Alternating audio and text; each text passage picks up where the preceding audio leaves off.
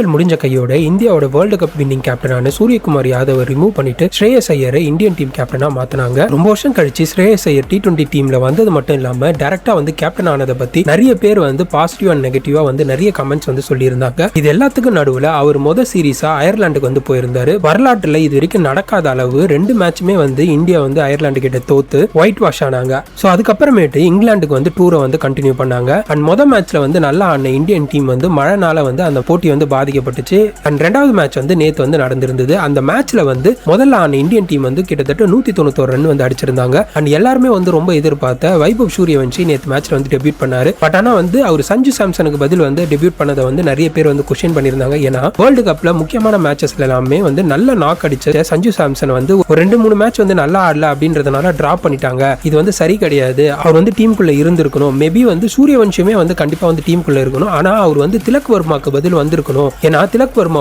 Last கொஞ்ச நாளாவே சரியா பெர்ஃபார்ம் பண்ணல அப்படின்ற மாதிரி சொல்லியிருந்தாங்க. சோ இத பத்தி நீங்க என்ன நினைக்கிறீங்கன்றத கமெண்ட்ல சொல்லுங்க. சோ அது மட்டும் இல்லாம ஸ்ரேயஸ் ஐயரோட கேப்டன்சி ஐபிஎல் மட்டும் இல்லாம இந்தியன் டீமுக்காகவுமே இந்த வருஷம் நல்லா இல்ல அப்படின்னு தான் எல்லாருமே சொல்லிட்டு இருக்காங்க. ஏன்னா அவர் பவுலர்ஸை ரொட்டேட் பண்றது மட்டும் இல்லாம டீமோட பர்ஃபார்மன்ஸுமே ரொம்பவே பாதிக்கப்படுது. சரியான காம்பினேஷன்ல அவர் ஆட மாட்டாரு அப்படின்ற மாதிரி சொல்றாங்க. எல்லாருக்குமே இருக்க பெரிய கேள்வி என்னன்னா ஐபிஎல்ல நல்ல போலிங் போட்ட புவனேஸ்வர் குமார் ஏன் டீமுக்குள்ள இல்ல. அண்ட் இன்னொரு விஷயம் என்ன அப்படின்னா இது வரைக்கும் தோனிக்கு அப்புறம் யாருமே பண்ணாத சாதனையா 2 வருஷம் தொடர்ந்து ஐபிஎல் டிராஃபியை ஜெயிச்ச ரஜத் பட்டிதாருக்கு ஏன் கேப்டன்சி பொறுப்பு கொடுக்கல, ஏன் அவர் ஒரு பிளேயரா கூட T20 ஸ்குவாட்ல எடுக்கல அப்படின்ற மாதிரி எல்லாருமே கேள்வி எழுப்பிட்டு இருக்காங்க. இவர் தான் ஸ்ரேயஸ் ஐயரோட அதிக ரன்னுமே அடிச்சிருந்தாரு. அது மட்டும் இல்லாம இவரோட ஸ்ட்ரைக் ரேட் கிட்டத்தட்ட 190க்கு மேல இருந்தது. மிடில் ஆர்டர்ல நல்லா ஹிட் பண்ணக்கூடிய நல்ல எபிலிட்டியுமே இருக்க ரஜத் பட்டிதார் ஏன் டீமுக்குள்ள இல்ல அப்படின்ற மாதிரி பெரிய கொஸ்டின் எல்லாருமே ரைஸ் பண்ணிட்டு இருக்காங்க. நீங்க என்ன நினைக்கிறீங்க? இந்தியன் டீமோட அடுத்த கேப்டனா ரஜத் பட்டிதாரா இருக்கணுமா இல்ல ஸ்ரேயஸ் ஐயர் ஆனது தான் கரெக்டா? உங்களோட தாட் என்ன அப்படின்றத கமெண்ட் செக்ஷன்ல சொல்லுங்க. சோ இதுக்கப்புறமேட்டு இன்னும் 3 மேட்ச் இருக்கு. அந்த 3 மேட்சுமே